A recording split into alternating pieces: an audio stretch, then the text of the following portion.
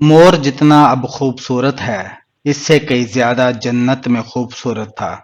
مور کی خوبصورتی پہ سبھی پرندے فدا تھے، لیکن ان سب خوبیوں کے باوجود مور سے ایسی کون سی خطا ہو گئی تھی جس سے اللہ تبارک و تعالی نے مور کو جنت سے نکال دیا۔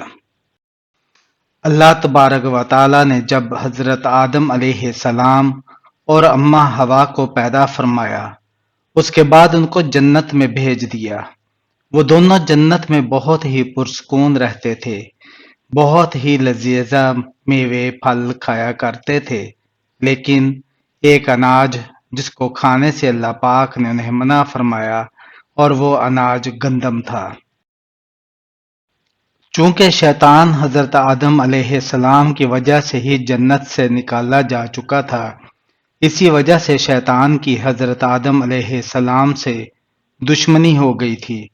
شیطان یہ چاہتا تھا کہ وہ کسی بھی طرح حضرت آدم علیہ السلام کو جنت سے نکال دے اور ساتھ میں اماں حوا کو بھی جنت سے نکال دے۔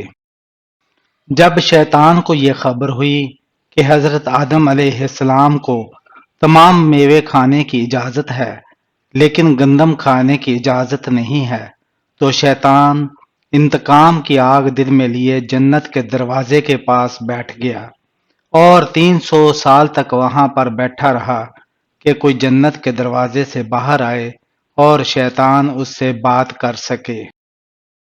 ایک دن اچانک سے مور جنت سے باہر آ گیا۔ شیطان اس کو دیکھتے ہی بہت خوش ہو گیا۔ شیطان نے پوچھا، اے خوبصورت پرندے تم کون ہو؟ مور بولا، میں مور ہوں، اب تم اپنا تعارف کراؤ۔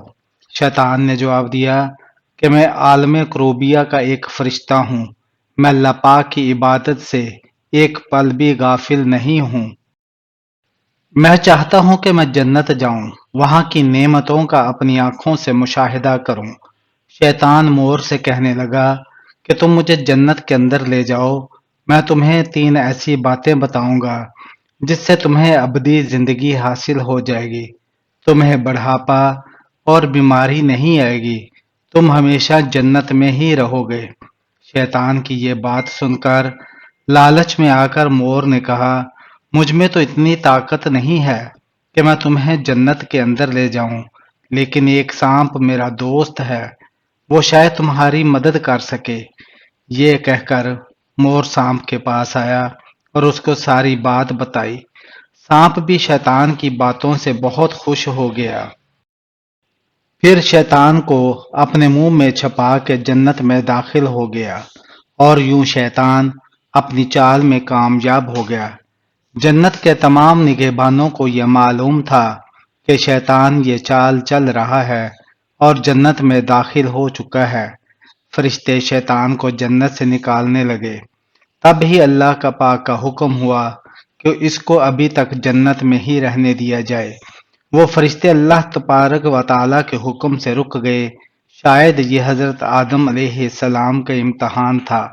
شیطان حضرت آدم علیہ السلام کے پاس اور اماں حوا کے پاس جا کر اپنی محبت کا اظہار کرنے لگا۔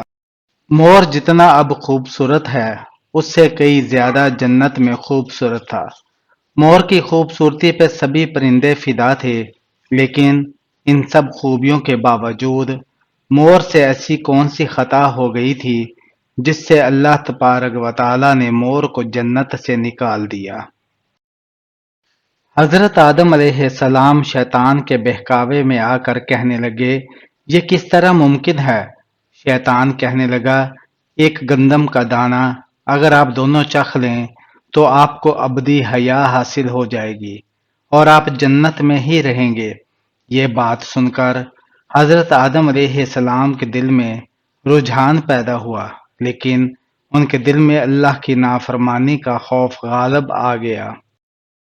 جبکہ اماں حوا شیطان کی باتوں میں آ گئی، جس پر اماں حوا نے حضرت آدم علیہ السلام کو راضی کر لیا، پھر اس کے بعد ان دونوں نے اس گندم کے دانے کو چکھ لیا۔ جیسے ہی گندم کا دانہ ان کے اندر گیا تو دونوں کے ستر واضح ہو گئے، جس کے بعد دونوں اپنے اپنے ستر چھپانے لگے اور خوف خدا سے کانپنے لگے۔ اسی دوران اللہ تبارک و تعالی نے فرشتوں کو حکم دیا کہ یہ حضرت آدم علیہ السلام اور اماں ہوا دونوں کو زمین پر اتار دو۔ حضرت آدم علیہ السلام کو سری لنکا کے قریب نیچے زمین پہ بھیج دیا، جبکہ اماں ہوا کو جدہ کی سرزمین پر اتارا گیا۔ جن خوبصورت پیروں سے چل کر مور شیطان کو جنت کے اندر لے کر آیا تھا، وہی خوبصورت پاؤں اللہ پاک نے مور سے لے لیے۔ سانپ جو اپنے منہ میں شیطان کو چھپا کر لایا تھا، اس کے منہ کی خوبصورتی خوشبو کو چھین کر اس میں زہر ڈال دیا گیا۔ پھر مور کے ساتھ ساتھ سانپ کو بھی جنت سے نکال دیا گیا۔